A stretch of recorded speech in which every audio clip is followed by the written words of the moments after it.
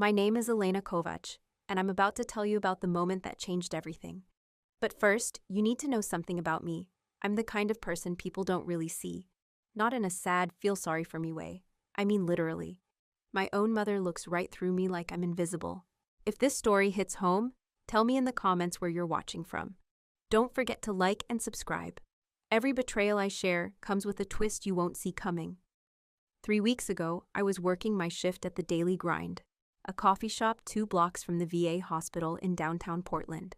It was a Tuesday morning, the usual rush of nurses, doctors, and veterans stopping by before appointments. I was pulling a double shot when I noticed an elderly man in line, maybe 75, with thick gray hair and kind eyes. He was wearing a faded navy jacket covered in pins. When he reached the counter, he pointed to the menu, then to his ears and shook his head. The teenager at the register froze, that panicked look spreading across her face. I've seen it 1,000 times. People don't know what to do when they can't communicate the usual way. They get nervous, speak louder like volume will somehow bridge the gap. Or worse, they just avoid eye contact entirely. The teenager looked at me helplessly. How do I stepped over and signed, "Hello, what would you like today?" His entire face lit up. Like I'd just handed him the sun. His hands moved quickly, excitedly. He signed back, "Black coffee, large, and thank you. Thank you for seeing me." That phrase, "thank you for seeing me," it hit different, because I knew exactly what he meant. Not seeing as in visual recognition, but seeing as in acknowledging his humanity, treating him like a person instead of an inconvenience. We chatted for a moment in ASL while I made his coffee. He told me his name was James, that he'd lost his hearing in Desert Storm when an IED exploded 20 feet from his position. He told me that most days he just points at things because people get uncomfortable when they realize they can't communicate with him. Some people speak really slowly and loudly, like he's intellectually disabled instead of deaf.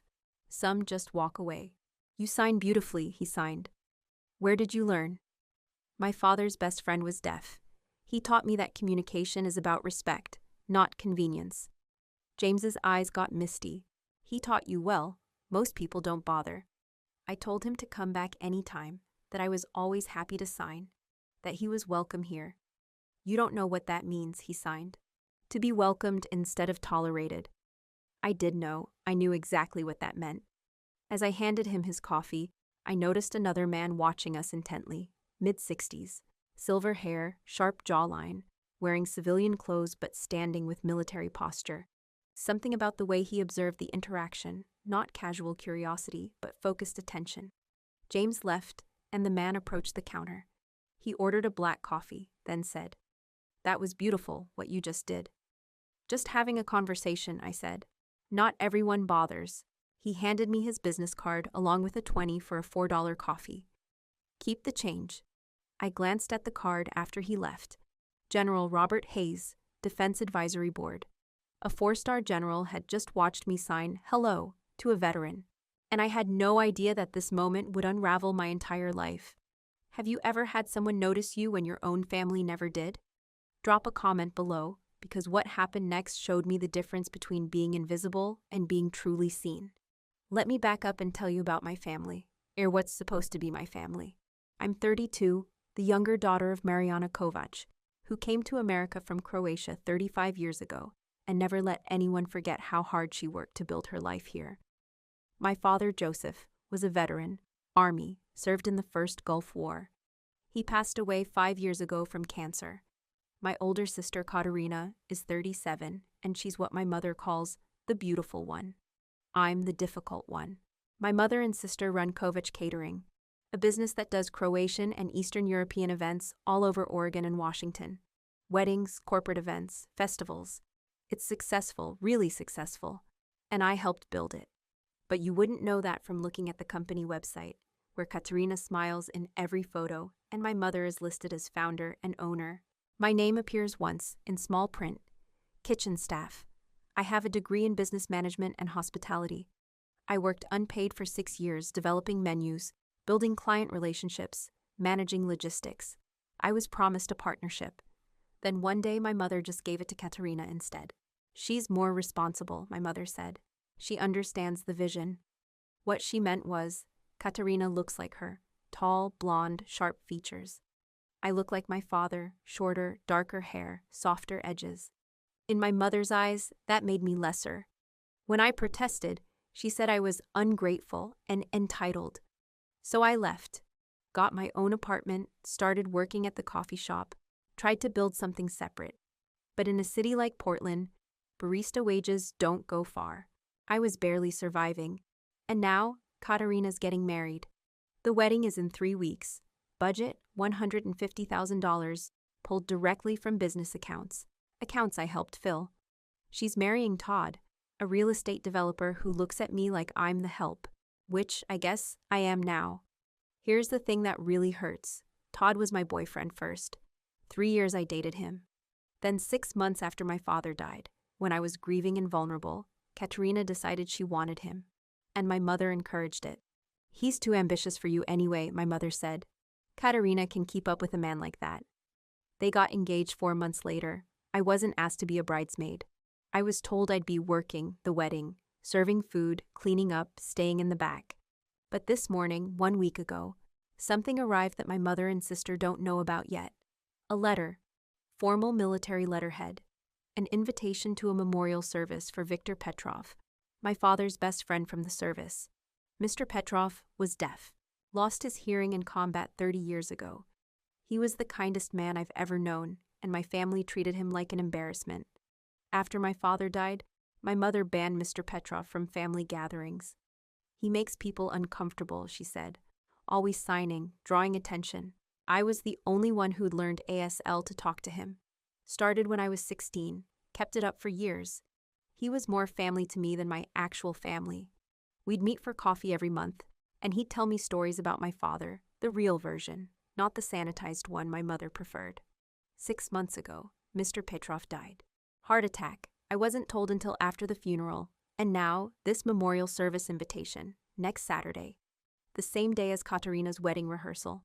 I stared at that invitation for 20 minutes, that general's business card next to it, and thought, what if I just didn't show up to the rehearsal? But what none of them knew was that the man watching me sign that day would change everything, and my father's last secret was about to come to light. I need you to understand how deep this goes. This wasn't just recent favoritism. This was my entire childhood. When I was 7, I brought home straight A's. My mother glanced at the report card and said, "Good, now go help your sister with her homework." I remember standing there, holding that paper with all those perfect marks, waiting for something more. A hug, a smile, acknowledgement that I'd worked hard. But she was already walking away, calling for Katerina. When Katerina brought home B's and C's, my mother threw a party.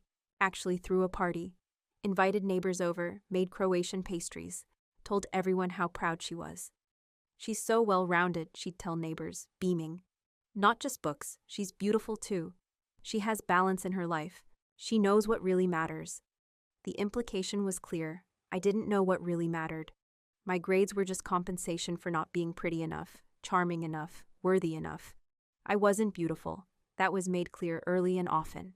When I was 10, I overheard my mother talking to her sister on the phone, in Croatian, which she thought I couldn't understand.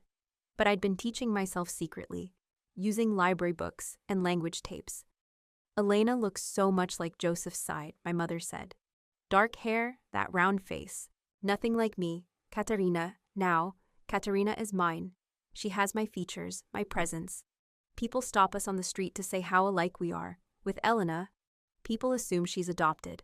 She laughed when she said it. I was 10 years old, sitting on the stairs, learning that my own mother saw me as a genetic disappointment. My mother spoke Croatian to Katerina constantly, teaching her the language, the songs, the traditions. They'd cook together, speaking Croatian, laughing at jokes I couldn't understand. When I asked to learn, she said, "You're too young." Then later, "You wouldn't understand the nuances. It's not just words, it's culture. You have to feel it." What she meant was, "You're not the daughter I wanted. You're not mine in the way that matters." My father was different.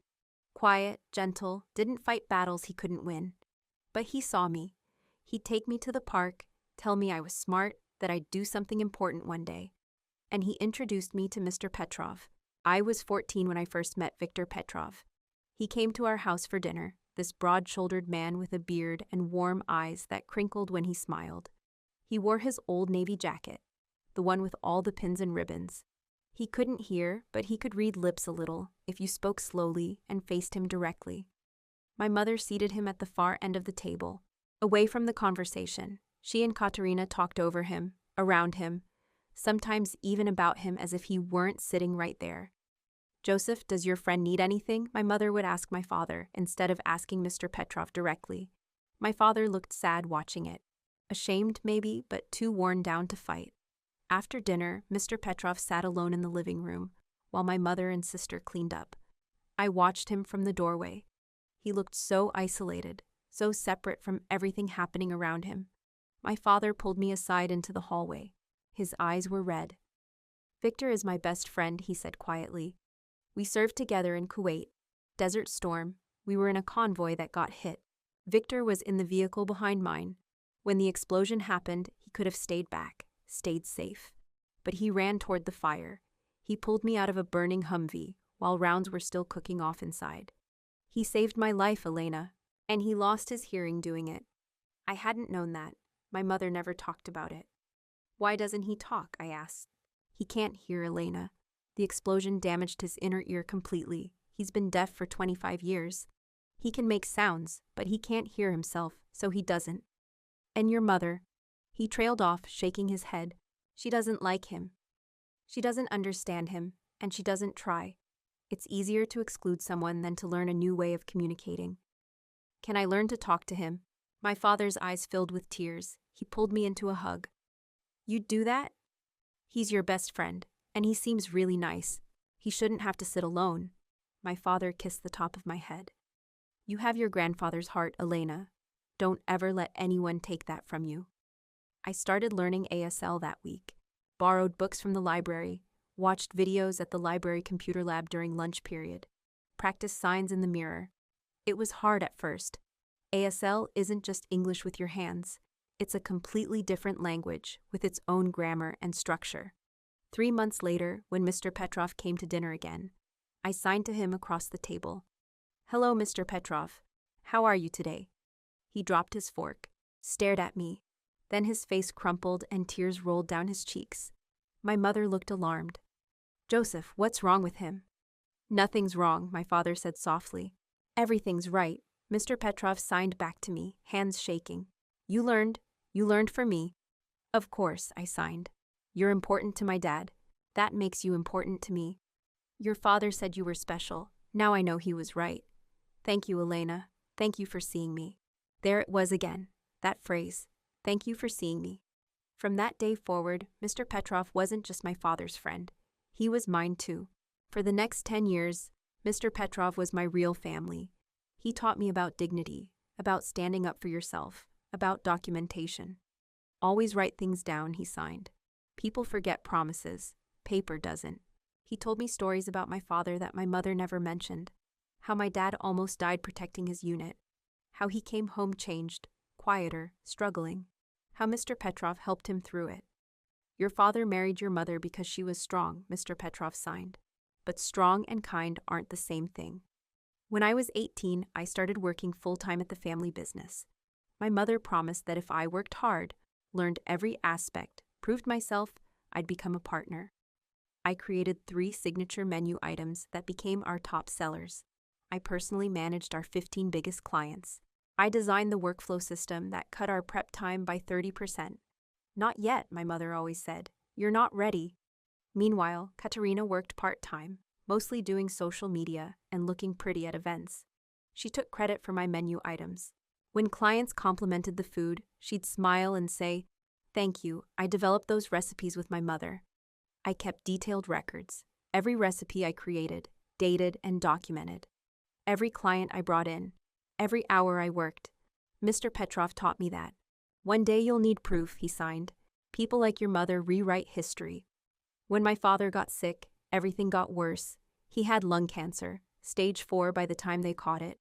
The VA hospital tried everything, chemo, radiation, experimental treatments. But it had spread to his lymph nodes, his liver. He had 6 months, they said, maybe less. During those 6 months, Mr. Petrov visited every single week. Rain or shine, he'd show up at the hospital with flowers or books or just his presence. My father would light up when he saw him.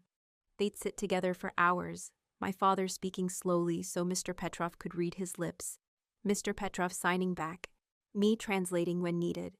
They'd tell old war stories, remember friends who didn't make it home, laugh about stupid things they did when they were young. My father would sign to Mr. Petrov. He'd learned some ASL over the years, though not as much as he should have. One afternoon, I walked into the hospital room and found them both crying. Just sitting there, holding hands, tears running down their faces. "What happened?" I asked. My father shook his head. "Just grateful. Grateful I got to know this man. Grateful you got to know him too." Mr. Petrov signed to me. "Your father is the best man I've ever known, and you're just like him." Katerina visited the hospital exactly 3 times in 6 months. Each visit lasted less than 30 minutes.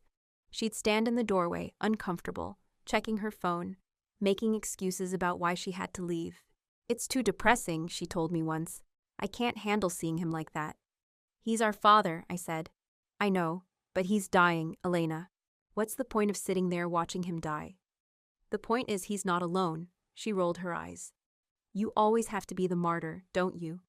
My mother visited more often, but her visits were focused on logistics, on business, on making sure everything was in order for after. "Joseph, we need to talk about the business accounts," she'd say, while he was struggling to breathe. "Mariana, not now," he'd whisper. "It has to be now. I need to make sure everything transfers properly. I need access to—" "Please, not now." She'd sigh, frustrated, like he was being difficult. Mr. Petrov would watch these exchanges with sad, knowing eyes. 2 weeks before my father died, he was having a good day. Alert, able to sit up, actually hungry for the first time in weeks. Mr. Petrov was there, and so was I. My father took my hand. "Elena, I need you to promise me something. Anything, Dad. Take care of Victor after I'm gone. Don't let your mother push him away. He doesn't have anyone else. I promise. And don't let your mother erase you," he said, his grip tightening on my hand. "You're stronger than you think. You're smarter than Katerina, more capable, more kind. Your mother can't see that because she's looking for the wrong things. But I see you. Victor sees you. Don't ever forget your worth. Dad, promise me you'll fight for yourself. Promise me you won't just accept being invisible." "I promise." He turned to Mr. Petrov, signed something I couldn't quite catch. Mr. Petrov signed back, nodded, then reached over and squeezed my father's shoulder. Later, Mr. Petrov told me what they'd signed. "My father, take care of her. She's going to need you, Mr. Petrov. I will, I promise. She'll never be alone." My father died on a Tuesday morning at 6:47 a.m. I was there, holding his hand. Mr. Petrov arrived 15 minutes later. He'd gotten stuck in traffic. And when I told him, he collapsed into a chair and sobbed. My mother arrived an hour later. She cried, but it felt performative. Like she was crying because that's what widows do, not because she'd lost the man she loved. Katerina didn't come to the hospital at all. She was at a hair appointment. "I didn't think it would be today," she said later, defensive. "How was I supposed to know?" At the funeral, my mother seated Mr. Petrov in the back row. At the reception, she didn't introduce him to anyone. When he tried to sign condolences to her, she just nodded and walked away. That night, she told me, "Victor can't come to family events anymore. It's too difficult." "Difficult for who?" I said. "For everyone. People don't know how to act around him. It's uncomfortable. He was Dad's best friend. Your father's dead. We're moving forward." I kept seeing Mr. Petrov anyway. Secret coffee meetings, lunch once a month. He knew I was doing it behind my mother's back. "You shouldn't have to hide kindness," he signed, "but I understand." For 2 years, we met in secret. He encouraged me to document everything at work. He told me to save money. He told me my father had left something for me, but he couldn't explain what. "When the time comes, you'll understand," he signed. 6 months ago, I showed up to our usual coffee shop. Mr. Petrov wasn't there. I called his phone. No answer. I went to his apartment. His neighbor told me he'd died 3 days earlier. Heart attack. Quick, painless. "Are you family?" she asked. "Yes," I said. Funny, his daughter already collected his things. blonde lady. My sister had posed as family, taken his belongings, and never told me he died. I found out about his funeral from an obituary online. It was over. I sat in my apartment and cried for 3 days. The only real family I had. And I didn't even get to say goodbye. A month later, my mother announced Katerina's engagement to my ex-boyfriend. The rehearsal dinner was set for next Saturday. I was told to arrive early to set up, stay late to clean. "You'll be paid for your time," my mother said. Like that made it acceptable. I still hadn't told them I was planning to skip the rehearsal to attend Mr. Petrov's memorial service instead. But yesterday, things escalated. Friday morning, I went to my mother's house to discuss the wedding logistics. I knew what I was going to do. I was going to tell them about the memorial service, about my decision. I was done hiding. Katerina was there, showing off her dress to some cousins in the living room. It was beautiful, I had to admit. Lace and silk, custom made, probably cost $10,000. "Oh, Elena's here," Katerina said when I walked in. She didn't look at me. "Did you bring your server uniform? We need to go over your duties for the reception." The cousins, 2 of my mother's nieces, giggled. "Actually, I need to talk to Mom," I said. "We're kind of busy," Katerina said, gesturing to the dress. "Can it wait?" "No, it can't." Something in my tone made her look at me, really look at me. I pulled my mother aside into the kitchen.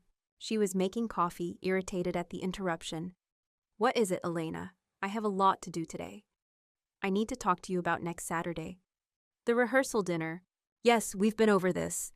You'll arrive at 2 to help set up, stay until—" "I can't work the rehearsal. I have something important." She set down the coffee pot, slowly, deliberately. "What could possibly be more important than your sister's wedding?" "There's a memorial service for Mr. Petrov. The military is honoring him. I need to be there." The temperature in the room dropped. "Mr. Petrov." She said his name like it tasted bad. "That deaf man. Dad's best friend. Yes. Elena, he's dead. He doesn't care if you're there." "I care, and Dad would want me there." "Your father is dead too. This family, your living family, needs you here." "For what? To serve drinks? To clean up after Katerina's guests?" "I'm not family at this wedding, Mom. I'm staff." "That's your choice. You could be part of things if you tried harder, if you were more engaged." "I tried for 32 years. It was never enough." Katerina appeared in the doorway, arms crossed. "What's going on?" "Your sister is threatening to skip your rehearsal dinner for some memorial service," my mother said. "Are you serious?" Katerina's voice went shrill. "Elena, this is my wedding, the most important day of my life. And you're going to ruin it over some random old man?" "He wasn't random. He served with Dad. He saved Dad's life." "So what?" Katerina stepped closer, her face ugly with anger. "So what if he saved Dad 30 years ago? Dad's dead. He's been dead for 5 years. And this deaf guy is dead too. You're choosing dead people over your living sister. Those dead people showed me more love than you ever have." Katerina's mouth dropped open. My mother's face turned red. "How dare you," my mother said, her voice low and dangerous. "After everything we've done for you, after we gave you a job, gave you opportunities." "Gave me a job? I built that business with you. I created the menus, I brought in the clients. You were an employee, Elena. A good employee, but an employee. And now you're being an ungrateful, selfish, jealous little—" "Don't," I held up my hand. "Don't finish that sentence." "You've always been jealous of Katerina," my mother continued, as if I hadn't spoken. "Since you were children, she's beautiful, successful, charming, and you're bitter. You resent her happiness. I resent being treated like I don't matter. You matter, you just don't matter more than your sister's wedding." The cousins were standing in the hallway now, watching. This was going to be all over the family by dinner time. "I'm going to the memorial service," I said quietly. "That's final." My mother stepped very close to me. Her eyes were cold. "Then you're choosing to leave this family." "What?" "You heard me. If you choose a memorial service for someone who isn't even family over your sister's wedding, then you're choosing to leave this family. It's that simple." "Mom, that's not—" "It is. You're making a choice, Elena. Them or us. Dead people or your real family." He was more family than you ever were. I regretted it the second I said it. Not because it wasn't true, but because I knew what was coming. I saw it in her eyes. "Get out," my mother said. "Get out of my house." "Mom, you're ungrateful. You're selfish. You're jealous of your sister. You've always been jealous. And now you're trying to ruin her special day because you can't stand to see her happy. Get out."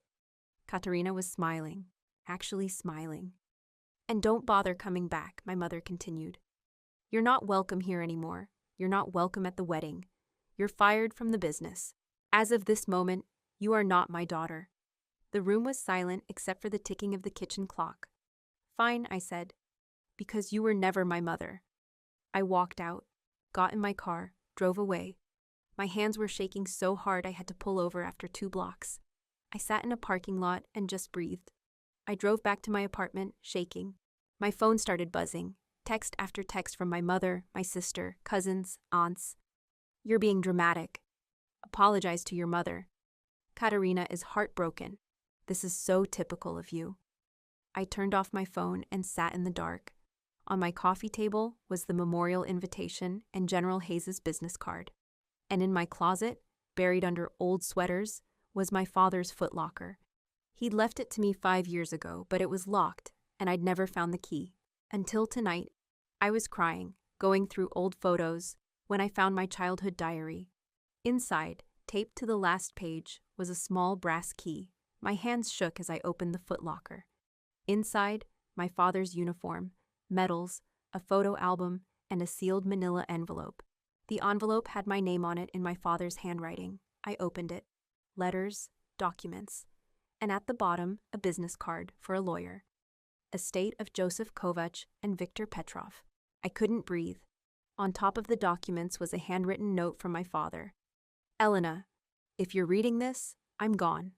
I'm sorry I couldn't protect you better when I was alive. But Victor and I made sure you'd be protected after. Trust the process. Trust General Hayes. He's a good man, and he's watching over you for us. You are stronger than you know. You are my daughter in every way that matters. Don't let them erase you." "Dad," I stared at that note for an hour. My phone buzzed again, a voicemail from my mother. "You have until tomorrow to apologize, or you're out of the business permanently, and we're telling everyone you had a breakdown. Don't make this harder than it has to be." I looked at the memorial invitation, at General Hayes' card, at my father's note, and I made a decision. The next morning, I called my mother. "I've thought about what you said," I told her. "And you're right, I need to make a choice." "Good," she said. "Come to dinner tonight. You can apologize to Katerina." I choose the memorial service. I choose dignity. Silence. "What did you just say?" "I'm not working the wedding. I'm not apologizing. I'm attending Mr. Petrov's service because he deserved someone to show up for him. And I'm done pretending you're a family. Elena, for 32 years, I've tried to earn your love. I'm done trying. Then you're no daughter of mine." "I know, I never was." I hung up. 5 minutes later, my phone exploded. Calls, texts, voicemails. My mother, my sister, relatives I hadn't spoken to in years. Katerina texted, "Good riddance. You were always jealous of me anyway. Have fun being alone." My mother's message was worse. "We're removing you from all business documents. Don't expect any inheritance. As far as this family is concerned, you don't exist." I should have felt devastated. Instead, I felt light. I had 4 days until the memorial service. 4 days to figure out what my father and Mr. Petrov had left behind. I called the number on the lawyer's card. Law offices of Patricia Chen. "Hi, my name is Elena Kovač. I found this card in my father's footlocker. He passed away 5 years ago, but..." "Ms. Kovač, I've been waiting for you to call. Can you come in today?" "Today?" "It's very important. There are time-sensitive matters regarding your father's and Mr. Petrov's estates. How's 2 o'clock?" My heart was racing. "I'll be there." I spent the next 3 hours unable to focus. What had my father left me? What did Mr. Petrov have to do with it? At 1:45, I walked into Patricia Chen's office downtown. She was a sharp-looking woman in her 50s, with kind eyes and a firm handshake. "Ms. Kovač, please sit. I'm so glad you finally reached out." "Finally. We've been trying to contact you for 6 months, since Mr. Petrov's death, but the contact information we had was outdated." "What is this about?" She opened a file. "Your father, Joseph Kovač, and Viktor Petrov served together in the army. After they left service, they became business partners. Business partners? They invested in a defense contracting company in 1998. Small at first, consulting, logistics support. Over 25 years, it grew significantly. The company was acquired by a larger corporation 3 years ago. Your father and Mr. Petrov retained shares in the acquisition deal.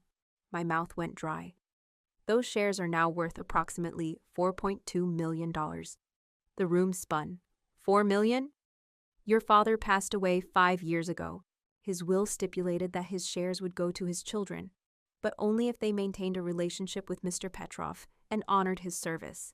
Mr. Petrov had the authority to determine who met that criteria. And Mr. Petrov's will was very clear. Before he died, he updated it to specify that all shares, both his and your father's, should go to the child who honored Victor with dignity and saw beyond his silence. Me? You, Ms. Kovač. You're the sole inheritor of both estates. I couldn't speak. Patricia continued, There's more. Mr. Petrov kept extensive documentation of your work at your family's catering business.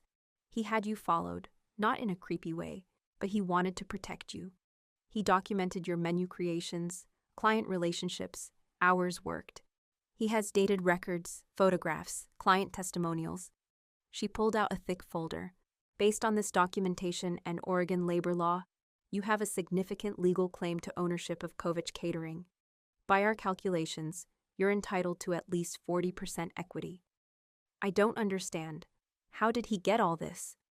Mr. Petrov was a private investigator before he lost his hearing. Old habits die hard. He knew your family was taking advantage of you, so he made sure there was proof. I started crying. Why didn't he tell me? He wanted you to choose dignity on your own, not because of money, but because it was right. He told me, if Elena comes to my memorial service instead of that wedding, she'll have proven who she is, and she'll inherit everything. The memorial is Saturday, I know, and there's someone who needs to meet you there, General Robert Hayes. He was your father's commanding officer. He's been checking in on you for Mr. Petrov, making sure you were okay. The coffee shop. He was testing me. He was witnessing you. Mr. Petrov asked him to observe how you treated other veterans. When General Hayes saw you signing with that veteran, he knew. He called me that afternoon and said, She's exactly who Victor said she'd be. I sat in that office for 2 hours. Patricia walked me through everything, the inheritance, the business claim, the documentation. What do I do now? I asked. You go to that memorial service, you meet General Hayes, and then we deal with your family. I left feeling like I was floating, or drowning. I couldn't tell which. That night, I made the mistake of checking social media.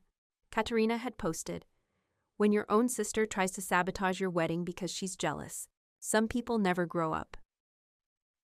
Family drama, toxic siblings. Wedding stress. The post had 300 likes. Comments flooded in, You deserve better. Family is supposed to support you. Cut toxic people out, even if they're blood.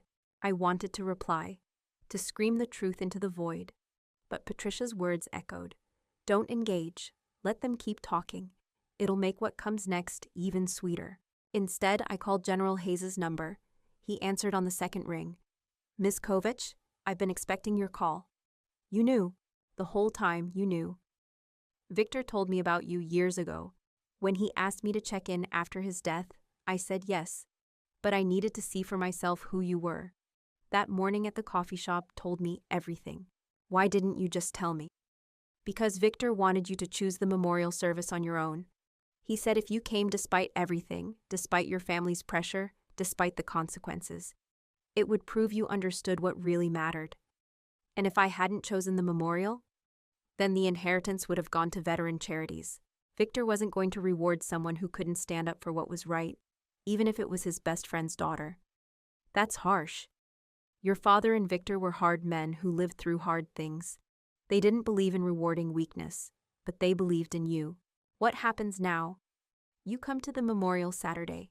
You meet Victor's friends, your father's unit, people who actually knew them, and you let them see the woman your father always knew you'd become. And my family, they'll find out soon enough what they've lost. I hung up and looked at my father's photo on my desk. I hope I'm making you proud, I whispered. My phone buzzed. My mother. Last chance. Apologize by Friday or you're permanently out. I turned off my phone. Friday morning, my mother made good on her threat. I received an email from the business accountant. Effective immediately, Elena Kovač has been removed from all Kovač catering documentation, payroll, and company benefits. My sister posted another photo. Rehearsal dinner prep. So excited to celebrate with real family this weekend. A cousin texted, "Your mom is telling everyone you had a mental breakdown. Just FYI. I forwarded everything to Patricia Chen. Her response, "Perfect. Let them keep going." Saturday morning arrived. The memorial service was at a VFW hall across town. I wore a simple black dress and drove with shaking hands. When I walked in, I saw a room full of veterans. Older men, some in wheelchairs, some with service dogs, some with visible scars. And in the front, a photo of Mr. Petrov in his uniform, young and strong. General Hayes approached me immediately. "Elena, thank you for coming." "Of course. There are some people who'd like to meet you, people Victor talked about constantly." For the next hour, I met Victor's friends. Veterans who told me stories about my father, about Victor, about their service. They signed to me. They thanked me for learning ASL. They told me Victor bragged about me constantly. "He said you were the only one who saw him," one veteran signed. "Not his disability. Him." During the service, General Hayes spoke. Victor Petrov served this country with honor. He lost his hearing protecting his brothers in arms, and despite that loss, he never lost his ability to see clearly, to see who people really were. Victor left behind a legacy, not just of service, but of discernment. He knew the difference between family by blood and family by choice, and he made sure his legacy went to someone who embodied what he valued most: dignity, kindness, and courage. He gestured to me. "Elena Kovač, would you please stand?" My legs barely worked. Victor left instructions that his estate and the estate of his best friend Joseph Kovač should go to the child who honored his memory and understood what service really means. "Elena, you are that person." The room erupted in applause. After the service, General Hayes led me to a private room. Patricia Chen was there, along with 2 other veterans I didn't know. "These are witnesses," Patricia said, "for what comes next." She laid out documents on the table. "Elena, you are now the sole inheritor of approximately $4.2 million in liquid assets, plus investment accounts and property. You also have documented legal claim to 40% equity in Kovač Catering based on unpaid labor, intellectual property theft, and violation of verbal contract. What does that mean? It means you own nearly half your family's business, and they have no idea." General Hayes smiled. Victor wanted this moment. He said, "When they realize what they've lost, they'll finally understand what she was worth." "What do I do?" Patricia handed me her phone. "First, we call your mother." Patricia dialed my mother's number on speaker. She answered immediately. "What?" "Mrs. Kovač, this is Patricia Chen, attorney at law. I represent Elena Kovač regarding her father's estate and her labor contributions to Kovač Catering. Elena doesn't have an estate, and she was an employee, nothing more. Actually, Mrs. Kovač, Elena is the sole inheritor of her father's and Mr. Victor Petrov's estates, valued at $4.2 million. Additionally, she has documented proof of 6 years of unpaid labor, intellectual property creation, and verbal partnership agreements that legally entitle her to 40% equity in your business." Silence. "You're lying." "I'm sending you documentation now. You have 48 hours to respond to our settlement offer. Elena will sell her 40% share back to you for fair market value of $380,000, or she will assume controlling interest, and you will be removed from operational authority." "You can't." "The documentation is irrefutable." Mr. Petrov kept meticulous records. Every recipe Elena created, dated, and witnessed. Every client relationship she built, documented with testimonials. Every hour she worked, corroborated by your own business security footage that Mr. Petrov obtained through legal means. "Victor? That deaf—" "Careful, Mrs. Kovač. This call is recorded." My mother's voice changed. "Let me speak to Elena." Patricia looked at me. I nodded. "I'm here," I said. "What have you done?" "I went to the memorial service, like I said I would." "You're destroying your sister's wedding. Your own family. No, you destroyed this family a long time ago. I'm just claiming what was always mine. That money belongs to the family. I am family, you just never saw it. Elena, please, we can work this out. Come home. We'll talk. Mrs. Kovač, Patricia interrupted. You have 48 hours. The settlement offer is non-negotiable. After that, we proceed with full legal action, including claims for emotional damages and defamation. Defamation? Your statements on social media and to family members that Elena had a mental breakdown. We have screenshots, witness testimony. Oregon takes defamation very seriously. I heard Katerina's voice in the background. Mom, what's happening? My mother hung up. Patricia smiled. Now comes the fun part. Within an hour, my phone, which I'd turned back on, exploded with messages. Katerina, what did you do? My mother, call me immediately. Cousins, aunts, uncles, is this true? But the best message came from Todd, my ex. Hey Elena, just heard about everything. If you want to talk, I'm here. I blocked his number. That afternoon, Patricia filed legal notice with the state, freezing 40% of Kovač Catering's assets pending ownership resolution. My mother called 17 times. General Hayes took me to dinner that evening with some of Victor's veteran friends. We shared stories, signed conversations, laughed. One veteran asked, "How does it feel?" "Surreal," I signed. "Victor would be proud," he signed back. "You chose correctly." Sunday morning, I woke up to chaos.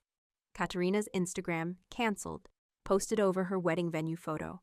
Some venues don't stand by their commitments, looking for new options. Wedding planning, POC stressed bride, I called Patricia. What happened? The venue owner is a Navy vet. He attended Victor's memorial. When he heard your family's story, he canceled their booking and refunded their deposit. Can he do that? He cited moral objection to supporting individuals who disrespect veteran families. Legally gray, but he's willing to stand by it. Oh my God, there's more. 3 of your mother's biggest clients canceled their contracts this morning. All veteran connected. Word travels fast in the military community. I should have felt guilty. Instead, I felt something like justice. Monday, I met my mother and sister at Patricia's office for settlement negotiations. My mother looked like she'd aged 10 years. Katerina wouldn't make eye contact. This is ridiculous, my mother started. That money was supposed to be for both children. Patricia slid documents across the table. Mr. Kovač's will was clear. The inheritance went to children who honor Victor Petrov and understand the meaning of service. Did you honor Victor? I didn't disrespect him. You banned him from family events. You called him that deaf man. You didn't attend his funeral. Your daughter posed as his family to steal his belongings. Katerina snapped. I didn't steal anything. You took his personal items under false pretenses. That's theft. My mother tried a different approach. Elena, honey, we can work this out as a family. We're not a family, I said. You made that clear Saturday when you chose your wedding over my father's friend's memorial. That wedding cost us. Your wedding cost you everything, Patricia interrupted. Because you taught Elena she didn't matter. Now she knows what she's worth. We negotiated for 3 hours. In the end, my mother agreed to sell her house to buy out my 40% share for $380,000. I kept the $4.2 million inheritance. They signed non-disclosure agreements. I signed away any future claim to the business. You're destroying us, my mother said as she signed. No, you destroyed yourself. Katerina finally spoke. I hope you're happy. You ruined my wedding. I didn't ruin your wedding. I just chose not to be your servant. You're selfish. I looked at her, really looked at her, and realized I felt nothing. Not anger, not sadness. Nothing. I hope Todd makes you happy, I said. You deserve each other. We left. That night, I went to Mr. Petrov's grave. I laid flowers and signed, "Thank you for seeing me, for protecting me, for teaching me what family really means." The wind moved through the trees. I signed, "I won't let you down."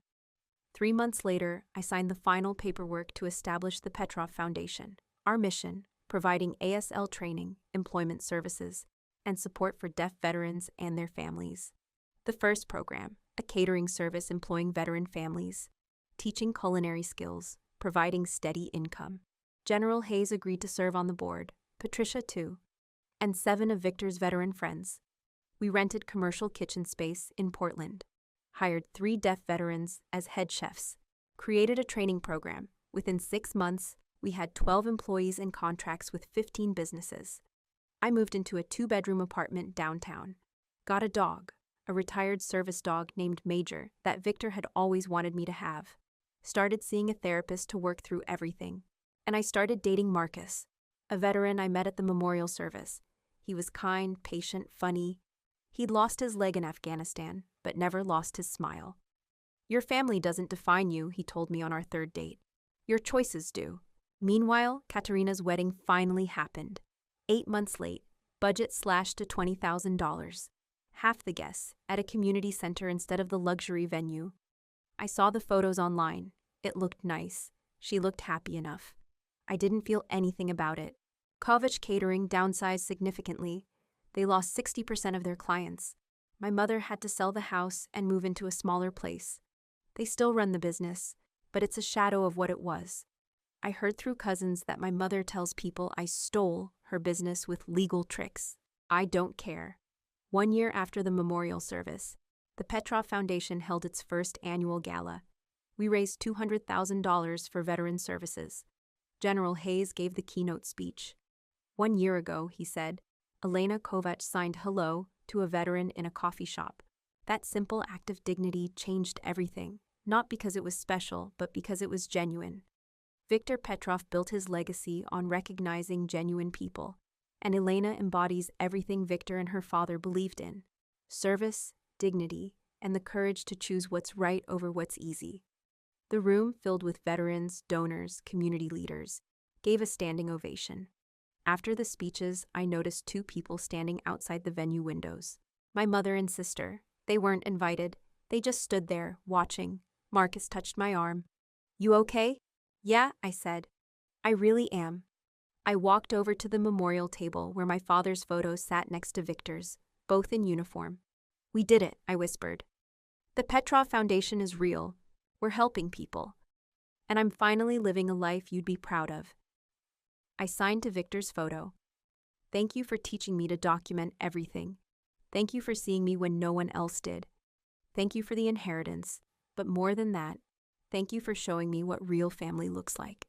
At the end of the night, as guests were leaving, a young woman approached me. She was maybe 22, nervous. "Ms. Kovač, I'm Julie. I'm deaf.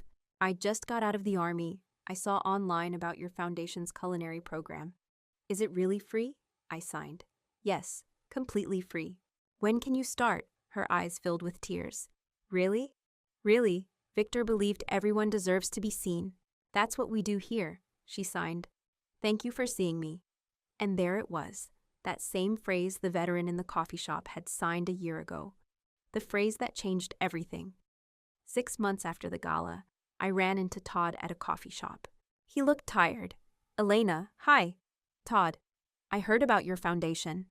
That's really great. Thanks. Look, I just want to say, I'm sorry for how everything happened with Katerina, and it's fine, really." "Is it?" "Because I realize now that I made a mistake. Katerina, she's not, we're not my problem anymore." He looked hurt. "Right, of course. I just thought maybe." "Maybe what? That I'd be waiting for you to realize what you lost?" "I moved on, Todd, a long time ago." I walked out. Marcus was waiting outside. We were meeting friends for dinner. Veteran friends, foundation volunteers, people who actually showed up. "Everything okay?" he asked. "Everything's perfect."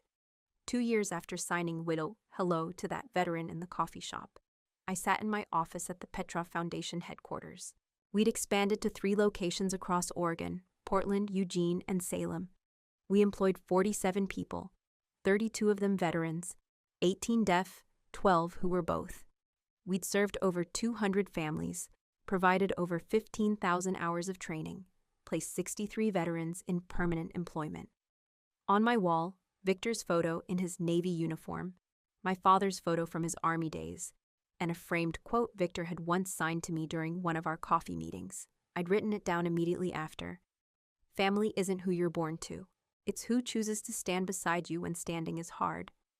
My desk held reports from our 3 locations, grant applications for expansion to Washington and California, and a letter from the Department of Veterans Affairs. I opened that letter with shaking hands.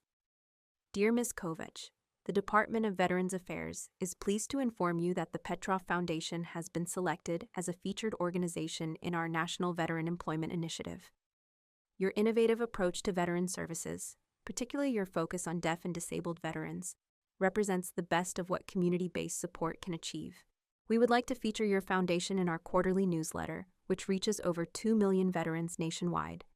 Additionally, we would like to invite you to speak at the National Veterans Employment Conference in Washington, D.C. this November.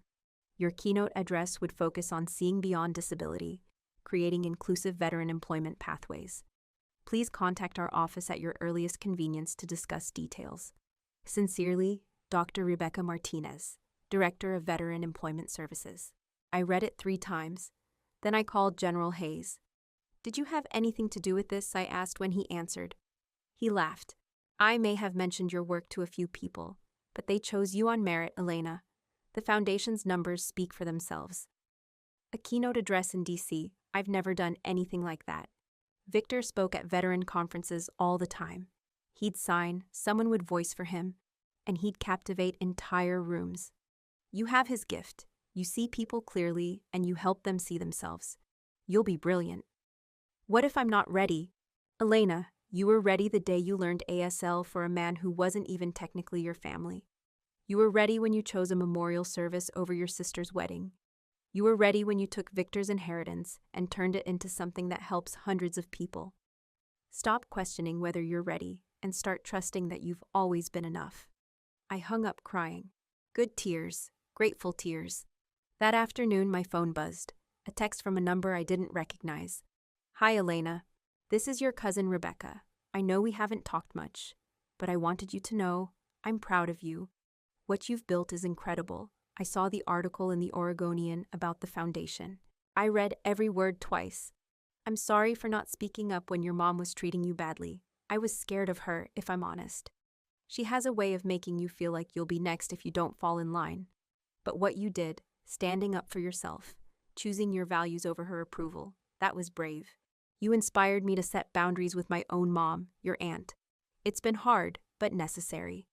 Thank you for showing me it's possible. Rebecca. I stared at that text for a long time. Then I replied, Thank you, Rebecca. That means more than you know. I'm glad you're setting boundaries. It's the hardest thing and the most important thing. You're stronger than you think.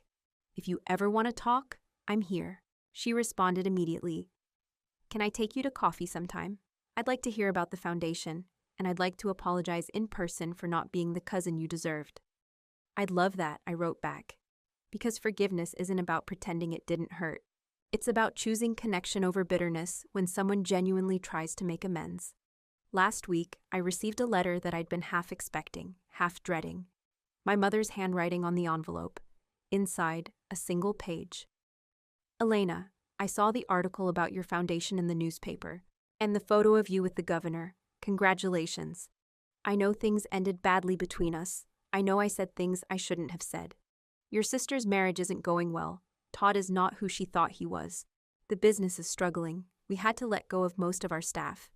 I'm selling the company next month. I'm getting older and I'm tired. I don't expect you to forgive me, but I wanted you to know that I see now what I couldn't see before. You were right about Victor, about your father, about what really matters. I hope you're happy. You deserve to be happy. Mom. I read it 5 times. Looked for the manipulation, the guilt trip, the request for money, but it wasn't there. Just acknowledgement. Not quite an apology, but close. Marcus read it over my shoulder. What are you going to do? I don't know. You don't owe her anything. I know. But that night I wrote back, Mom, thank you for your letter. I am happy. Happier than I've ever been. I've built a life that honors Dad and Victor, and that helps people who need it. I'm sorry the business is struggling and that Katerina is having a hard time. I hope you both find peace. I'm not ready for a relationship with you. Maybe someday, but not now. I need to protect what I've built, not just the foundation, but my own sense of worth.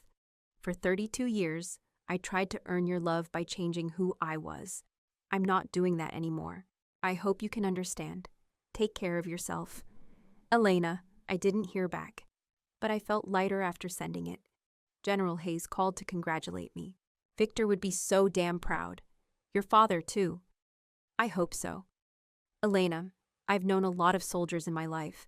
People who faced enemy fire, impossible odds, devastating losses. You know what I learned? The bravest people aren't the ones who fight wars. They're the ones who fight for dignity in a world that tells them they're not worth it. You're one of the bravest people I've ever met, I cried after that call. Not sad tears, grateful tears. 3 years after everything changed, I hosted Thanksgiving at my apartment.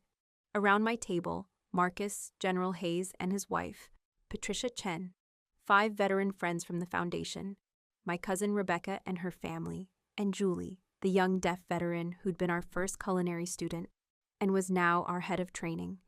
No one from my biological family was there, and I was completely happy. During dinner, General Hayes raised his glass. A toast. To Victor, who taught us to see clearly. To Joseph, who taught Elena to be strong. And to Elena, who built a family worth having. To Elena, everyone echoed. I looked around that table, at the faces of people who chose me, who saw me, who stood beside me. This was family. Later, after everyone left, I sat on my balcony with Major curled at my feet. I thought about that morning in the coffee shop 3 years ago, how I'd signed hello to a veteran without knowing a 4-star general was watching, without knowing it would unravel my entire life, without knowing it would save me. My phone buzzed, a message from a number I recognized now, my mother. I saw the article about your foundation in the newspaper. Congratulations. I stared at it for 5 minutes. Then I replied, thank you, nothing more, nothing less. Because they taught me that family isn't about blood or obligation. It's about respect, dignity, and showing up. My father and Victor showed up for me in ways I didn't even know. And now I show up for others the way they showed up for me. The best revenge isn't cruelty. It's building a life so beautiful that people who hurt you can only watch from outside the windows. That's not just revenge. That's peace. If you've ever been invisible in your own family but seen by strangers, this story is for you. Who's been your real family when blood relatives failed you? Share your story in the comments. I read every single one. And if you know someone who needs to hear this, share this video. Sometimes the family we choose is the one that was meant for us all along.